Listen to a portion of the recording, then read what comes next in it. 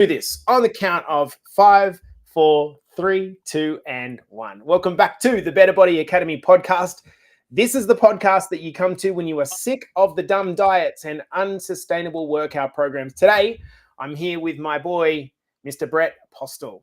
I'm going to get him to introduce himself a little bit in a minute. Brett's a very modest gentleman. I don't know that he's naturally like someone who would want to be on a podcast and talking about himself, but his results have been so freaking good. And we're going to share those with you soon, that I asked Brett to come on the podcast, albeit at 5:30 a.m. his time, so he can tell us a little bit about a story. I got a message from Coach Carly about 10 days ago, straight after you joined the call with a bunch of ladies particularly, and Carly said, Carly said to me, Brett is an absolute legend. You must get him on the podcast. And I already had it on my list, and that just pushed me across the line. So anyway, welcome to Brett. Thanks for coming in, brother.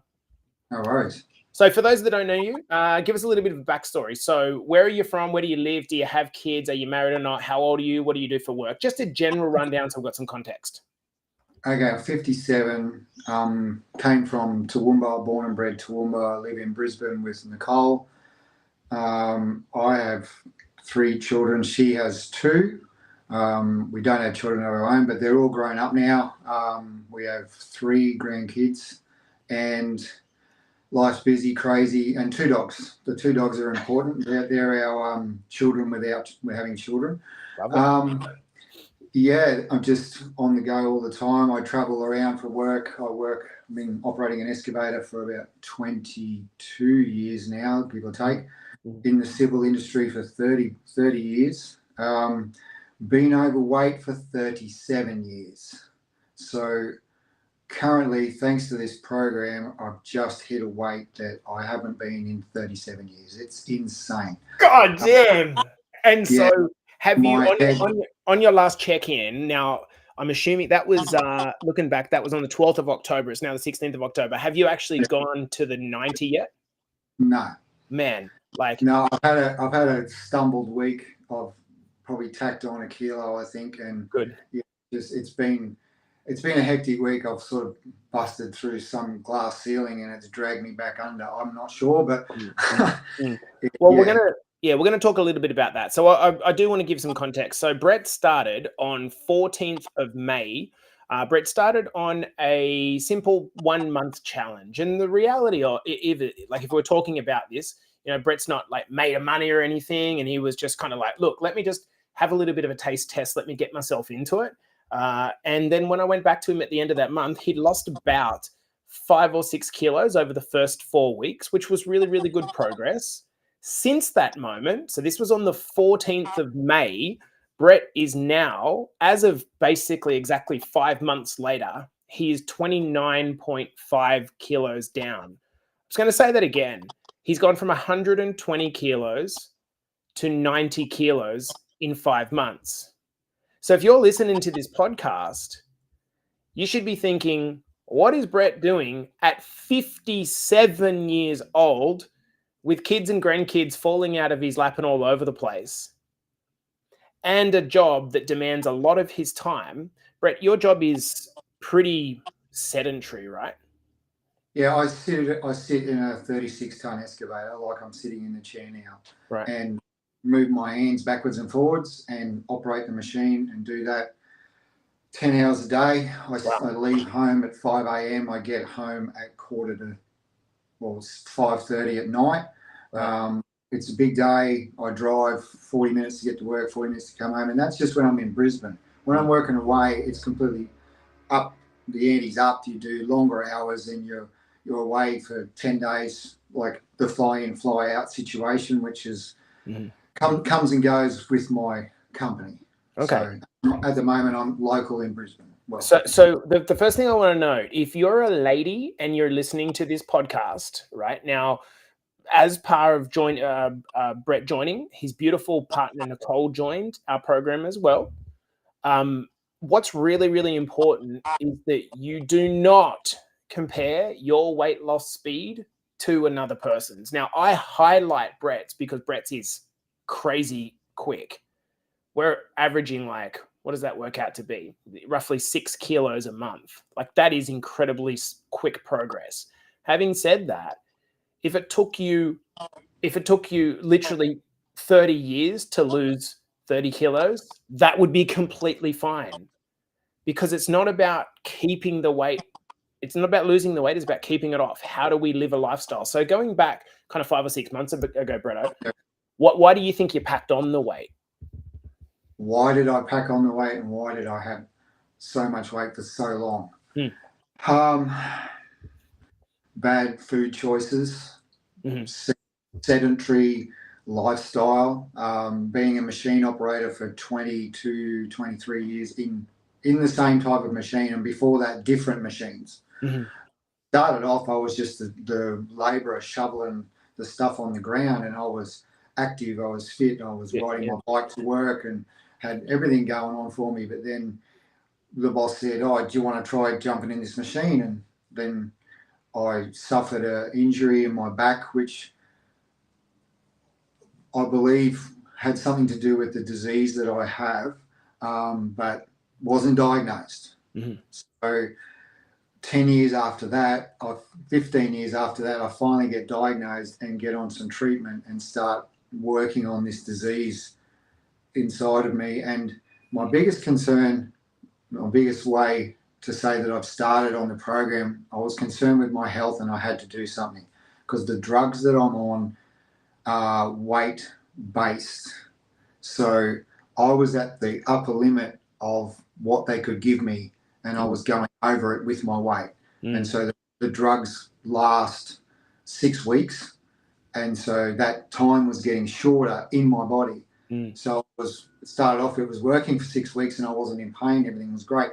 But now it was dropping back to 5 weeks. And the last week I was getting all this pain in my legs, in my chest, in my wrist. Like I was like my whole whole side of my hand was locking up, just ghost pains. They weren't ghost pains. They were this disease saying, "What are you doing? You goose, fucking sort your shit out." I fucking sorted my shit out. Yeah. There's no other way to put it.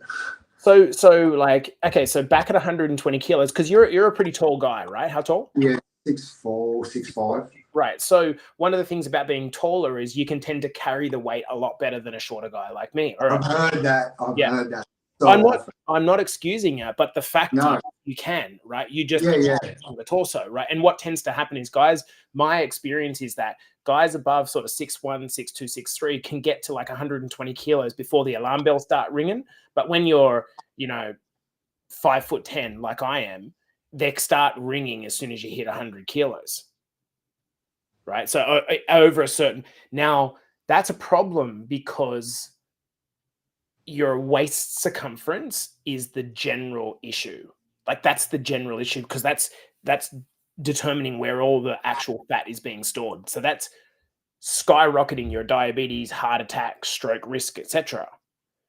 So even though you're taller and it doesn't look as bad as a shorter guy with the same weight, the issue is generally the same, because you have the same abdominal circumference. Does that make sense? Yeah. Anyway, we got started. What was like?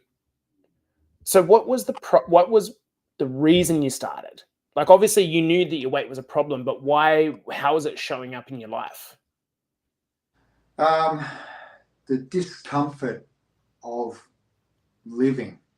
Everything was like my seat in my excavator had to be not changed, but it was at the maximum height and the maximum distance back. But also people would get in there, and because it's air operated, so I can adjust it so that it takes my weight, and I was at the maximum. So other people would jump in my excavator, perfect example, and they'd sit in there and they go, "How do you operate this, man? This seat doesn't move." And I go, "It doesn't move because I'm a fat bastard." It's got to be right up there to hold my weight. Simple things like going on a trip in a plane with my wife. We can get a normal seat, which I can't fit in, so we go for the larger seat. But even then, sitting in a plane, I'd get up after a 3-hour plane flight, went to New Zealand a couple of years ago, got up out of the plane, and I couldn't walk because my my muscles had seized and pinched the nerves so that my legs didn't want to function. So I had to stand there for 2 or 3 minutes and get my blood flowing again so I could just walk in the plane. Right. Simple things like that, just life was uncomfortable. You know the story. I went shopping one day 4 or 5 years ago to buy a pair of jeans, and 7 jean shops to buy one pair of jeans. I was humiliated and frustrated and angry and just wanted to scream and yell. And poor Nicole, she's like, just calm down, just calm down. She's been through so much with me. The whole medical episode, it was always playing on my life. And thank God I've done this. My doctors, the last 2 doctors I've been to, have just said to me in the last 2 weeks, Brett, you've just prolonged your life. We're so proud of you. It's fantastic, your weight loss. And I had my blood pressure done yesterday because I was at the hospital yesterday doing my drug infusion, which I have every 4 weeks now. And my blood pressure was 117/68. That's perfect. It was insane. Like I've been there and it's 130 over 80, stuff like that. So it's just so low, and I'm just sitting there and everything's happy as. What I love most about Brett, for those of you that are listening, is I think what a lot of guys do, and maybe it comes with maturity, but a lot of guys will they'll I just didn't care. I didn't put the time into it. Like you're very open in how bad of a place you're at. Can you remember the rock bottom moment? Was it the jean shopping? Was that the thing that really kind of made you go, fuck, I need to do something here? Yeah, it was just there was no like specific moment. A lot of little moments all the way, but it's just the whole sedentary lifestyle that I was in, and the whole FIFO on and off. I did 3 years working in the gas fields, and that didn't help. And I also was a smoker. I gave up smoking and then got asthma. Thanks very much, smoking. Never had asthma in my entire life, but thanks for leaving that behind. And then so they put me on prednisone, and that packed on the weight. Like I put on 10 kilos in 4 weeks. It was ridiculous. And so it was just a seesawing. Like one stage I was 128, 130, and then I come back to 123. And then the last stint that I did, the unhealthy food that they tend to make in FIFO camps, it's so hard to have carrots. I've never seen carrots in a tray that have got an orange oily film at the bottom of the tray. How do you put carrots in so much oil? Just boil a bloody thing.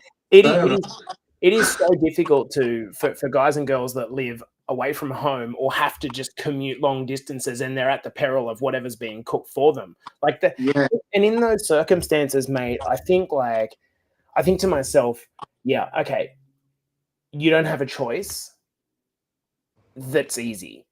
So you're going to have to make a choice, which is very hard. That's either that you let this life kill you,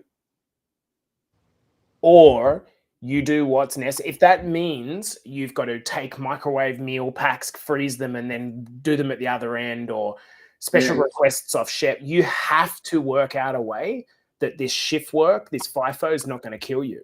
Because there is a way to do it, but I was just flat out lazy. I mean, I could have done it 100%. Like we had access to shops. We weren't far from Maryborough. We were living in a camp on the north side of Maryborough. Harvey Bay was only around the corner. We had access to all this great seafood, everything we needed. Woolworths wasn't that far away. It was just laziness. So hang on. So let me challenge you on that. Okay, that's a fair point, but everything always makes sense in hindsight, right? Yes, you could have done something obvious like go for a walk or drink less soft drink or whatever. But I think when a lot of people are stuck, and partly because they've consumed so much information that they just don't know what to do. It's just like information overload. Oh, there's so much of it. Social media, I don't want to bang on about, and it's just an old person thing saying everyone's sick of social media, but there's so much information. Yeah. You look on Facebook and you scroll through Facebook and it's just recipe. Yeah. My Facebook feed is just completely changed. Yeah. Wow. Because of my lifestyle change, but it's always do this exercise, do that exercise, do that exercise. This will help you back. This will help you run faster. This will help you move. These shoes are great. This food is awesome. Try this protein. Have a look at this creatine business. It's awesome. It's awesome. It's so much stuff. Yeah. Okay. And let's if we can, let's kind of bolt on some practical applications. So sure. So what do you think have been the one or two moves that you've that have delivered you what you feel is the biggest life change? So whether it's some component of your, let's start with your nutrition, because that seems to be the part that's helped the most. Definitely the diet was the biggest key. That that meal plan. I remember when we got to the end of the first or the second rotation of the meal plan after Nicole joined in as well. And I messaged you, I messaged JP and said, what's going on? And they said, you said your choice, build your own, rah, rah, rah. And there was some meals, some recipes I was using already that I incorporated, which worked fine. And so we just repeated the meal plan. And I've heard you in the podcast, what was it, a few weeks ago? Someone asked the question, exactly the same thing. And you said, just repeat the meal plan because it works. It 100% works. Like you said before, any of the ladies listening, that meal plan works. Don't try and change it. Add a few little tweaks for your lifestyle, but the base model is perfect. And if you're wondering, if you're wondering why that is the case, if you're listening to that and going, oh yeah, but like, why is it the case? Is because tracking your nutrition is effort, right? It is effort. And I think you do have to get to a point where you learn how to do that. That's not the first step. If you've never tracked your nutrition before and then you try to go straight to tracking without first just doing it, just follow the meal plan without having to think, you get your bandwidth back to be able to gradually enter into some more consistent behaviors. You don't have to think about it. And I should also point out, for those of you that are new in our academy, you don't have to do it day by day by day by day. If there's 1 or 2 days that you just like off the meal plan and you think it's great, you can just repeat those 1 or 2 days over and over and over again, because each day is pretty much calibrated for the same amount of protein and the same amount of calories. So you can just repeat any one day if you like. Or if there's a day that you don't like, you can just cut that out. But what Brett's saying to you here is that he didn't question it. He just did it. Now, Brett, this has been my experience, giving you respect to being 57 years old. I've always found the best clients to work with are the ones over 50. And the reason is because they have had a life of failing and they're just tired. They're just so tired. And then it's so fucking tired and they get to a point where they're like, all right, I'm not going to question anything. I'm just going to do it. And this is a classic example. What kind of things had you tried before, like in the lead up to this, to try to shift the weight? Okay, so before I was working away at the FIFO camp, before coming home, I think 4 weeks before I started with you guys. So up there, I was walking on the dirt road that we lived on. And I thought it was a good thing. I was doing 4 kilometers and I was going great. And if I did it in nine minutes a kilometer, just walking, I was so proud of myself. Some days I couldn't do it. Some days I'd smash it and get under the 9-minute kilometer.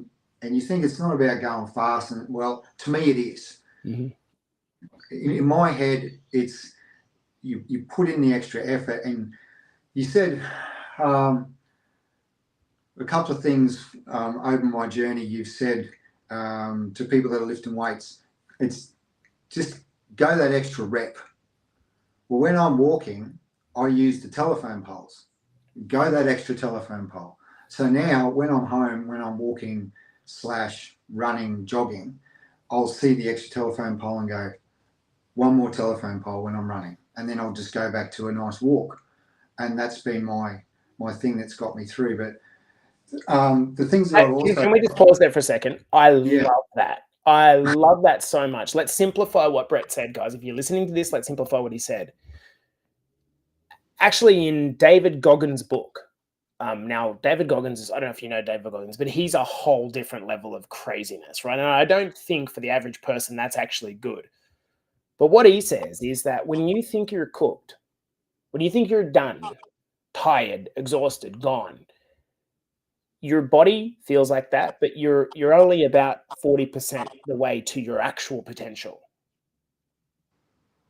40%. There's another 60% that lies behind that one more rep, that one more telegraph pole. So I think it's a really good way that you just framed it, Brett, which is like, if you feel like you're about to quit, one of the things that you can say to yourself is just go one more day. Just go one more day. Just go one more telegraph pole. Just go one more day without a drink. Just go one more day of fasting, if that's the thing. Just go one more day. This is, people really struggle with big, long commitments. For example, I haven't had an alcoholic drink in a good while now.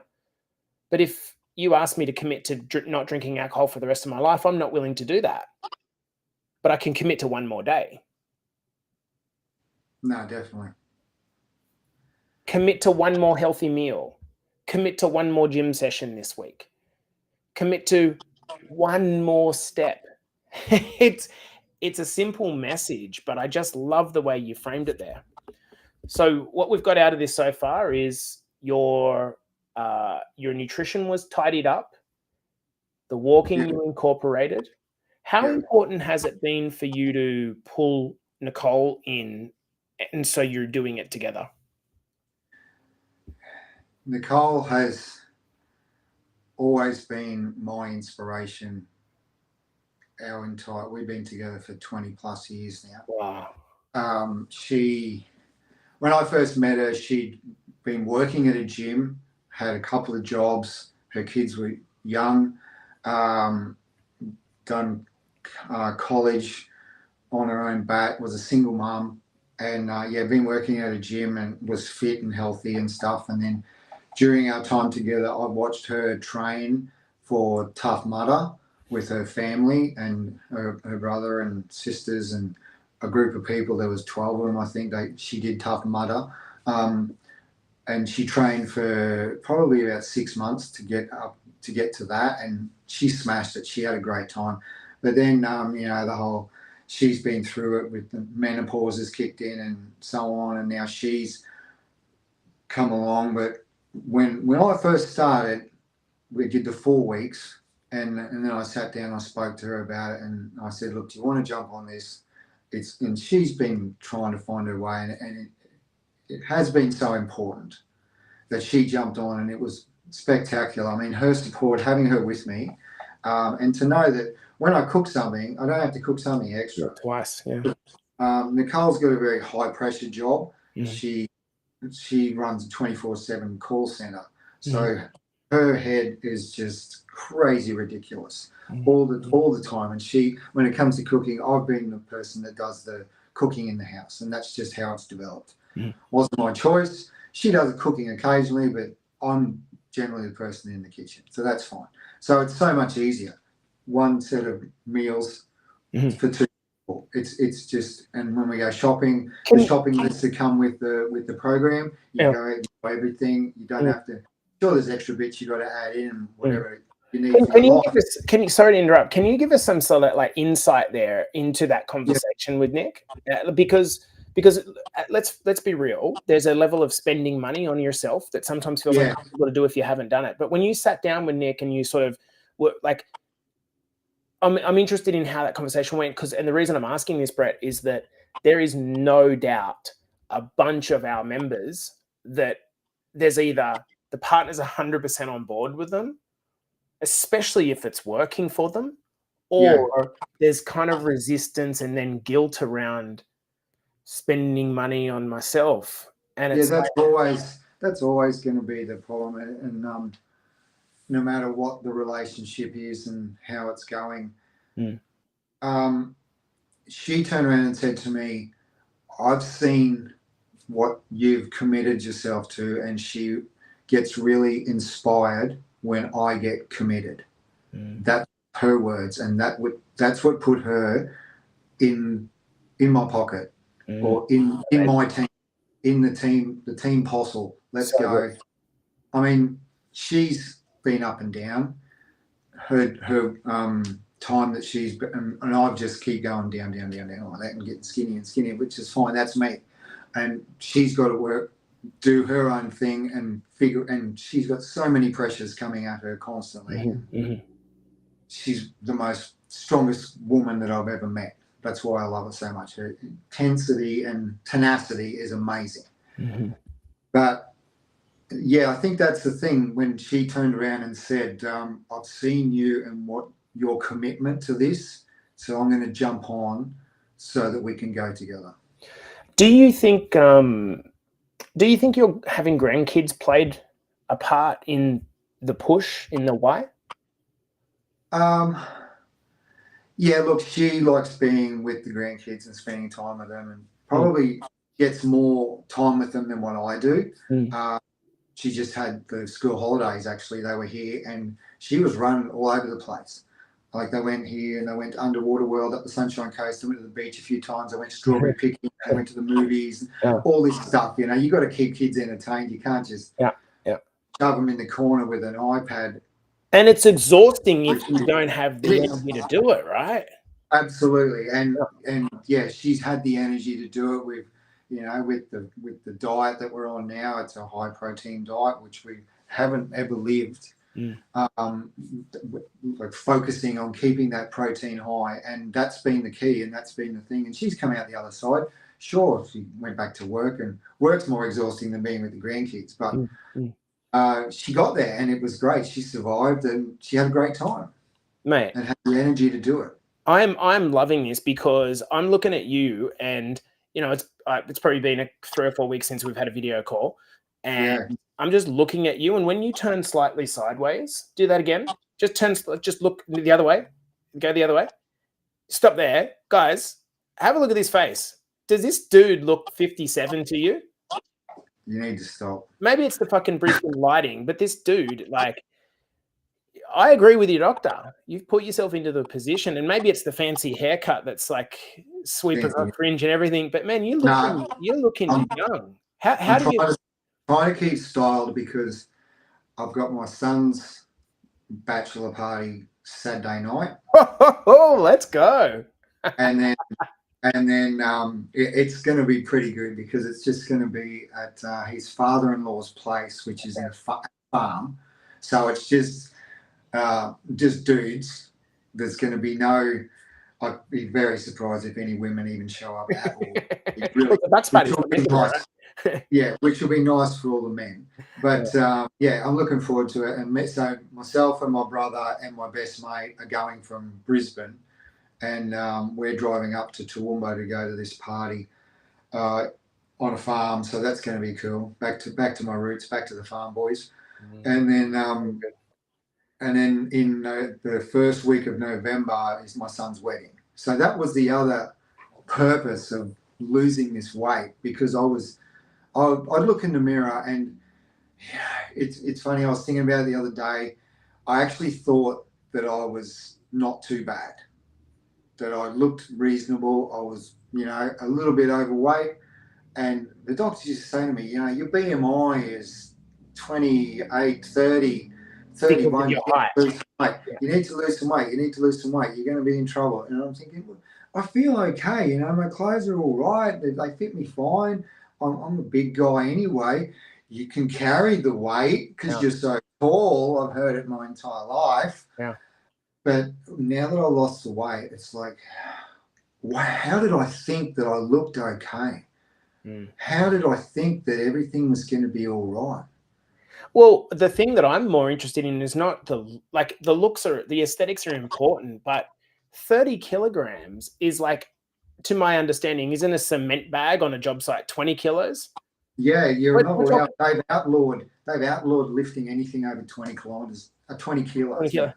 Like, so I just think about, like, I think we take for granted how hard it is, and it just becomes normal because it creeps in over time. Imagine you going now, right? Imagine you going now and sticking like, okay, the 20, you know, the big ass that you probably do a squat with a plate either side, right?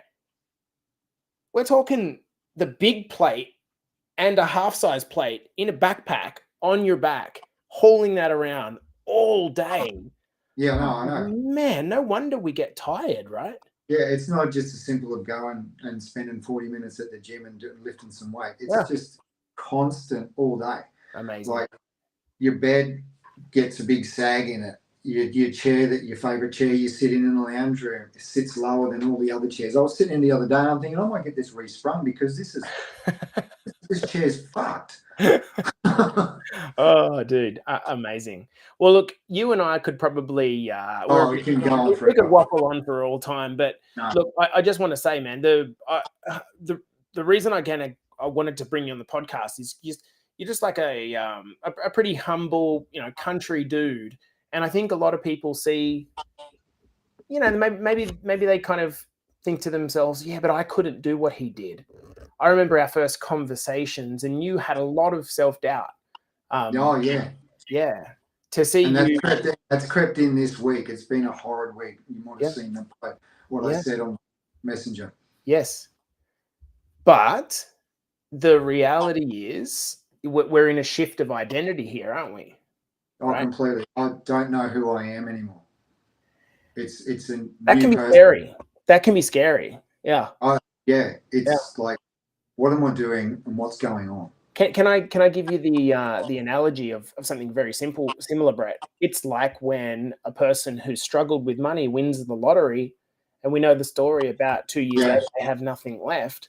The reality is there is a repulsion of the money that they've now got because they don't think they deserve it because they've never had that. In your case, you know, the next 6 to 12 months must be about, wait a second, I am a different person with different standards around myself. My health is a priority. We do this together, and it's going to take a while for that identity to start playing out as being true to you. Yeah, I have to erase 37 years Of feeling and being the same way. Being inadequate, feeling like even sitting in a chair with arms crossed because I'm not happy with how I look. Yeah. Yeah. And it's going to take a while, man. And I think it's important to have compassion during that as well. Yeah. You look amazing, mate. And any of that self-doubt that creeps in, mate, just when you feel it, I suggest just take a moment and, you know, have a breath. Something that I think is a really good activity for any person to do, especially when you got like a light moment in between jobs or a day off, is you can just write down some of the things that you've achieved over the course of the last 6 months and stick them in a cup, a little bowl, so that when you have those moments of self-doubt, you're able to go in and pull things out of that bowl. I'll just give you an example. If I'm able to recall this, thank you for saving my life. I'm able to recall this. I'm able to recall different things that even when I have self-doubt, I have little triggers to remind me of these things. That's really important. Yep. Because the self-doubt won't leave. It'll just die down just a little bit. And so you always need those kind of pattern breaks, those reminders of how to bring yourself back out of that zone. Mm-hmm. Guys, we're going to leave it there. Again, we could talk all day about this. Firstly, Brett, congratulations to you and Nick on having the courage to actually get started on your journey and to continue on. Secondly, mate, to the contribution that you've made, particularly yourself, into our community. I know that Nick's really busy. The way that you've gone about giving back to other blokes and women speaking up on the calls, it really does help us create what we've created here, mate. So I just want to thank you, and also for coming in here a very early time your morning, brother. No worries. Thank you, Jace. Guys, this has been the Better Body Academy podcast with the very handsome granddaddy, Brett Postle. We'll see you guys in the next episode. Have an awesome Friday, team. Peace. Well, my friend, that was fantastic. No worries. Thank you. You feel good? Yeah, good. Hey, I wanted to say the one thing, now that's just you and me, It's the not one just you thing, and me, just so you know. whatever, We're still live. the one thing that got me over the line Mhm. was that very first conversation you and I had on Messenger. And when I said to you, you'd spoken to me, sent me a few things, asked me all these questions, trying to get me find out where I'm at, and did your way of investigating and getting people into the program. I get the process. There is a marketing way to do things, and you're on it. But the one thing that had me hooked was when I said to you, "That's cool, mate. I'm going to stop now. I'm going to bed. Good night." You said, "Okay, no worries." That was it. You did not message again after that, and I was like, "This guy is real." No one No one does that. You had the respect to do that. Yeah. And that's the thing, that's the very single thing, apart from watching, the first thing that got me in was Carly and her no bullshit videos. Crazy. Yeah. That's what got me to you, because I'm thinking, there's this Carly Stewart, and then she talks about this Jace guy. Who's this Jace guy? What's he about? And so I eventually found you through her on the video stream, whatever. And then when you said, "No worries, mate, good night," that's the thing that had me hooked, because you gave me the respect to let me get some sleep, and that was nice. I'll tell you honestly where that comes from, mate, is because, well, two things. Number one, I believe in uh, abundance. That's the most important thing that I've learned. I've lived in a period in my life of lack. Even when I had on the surface what seemed like what people want, you know, health and some money and stuff like that, I didn't really feel abundant at all. So I think the biggest thing is like I feel abundance now. Mm-hmm. And the second thing is like if I want it more than you, what I've worked out with clients is that if I want it more than the client does, that client is going to be a pain in my ass. Like, frankly, if I have to chase and chase and chase and chase, that sets the frame for a dependency relationship. When I Yeah. think of all of our great clients, they're the people like you who've got to a point where they're just like, I need to change, not he told me I need to change. You already knew that. You just needed Yeah. to get to a point of readiness where, you know, you were ready to move forward. So I Pretty appreciate much. you saying that, mate. That does help. Well, guys, we're going to leave you there. We still got people hanging on to our dribble. Yeah. All the girls and guys loving it. Hopefully that was a helpful insight. Well done, Brett. 57 years and winding it back, Hamo says. Yeah, true enough.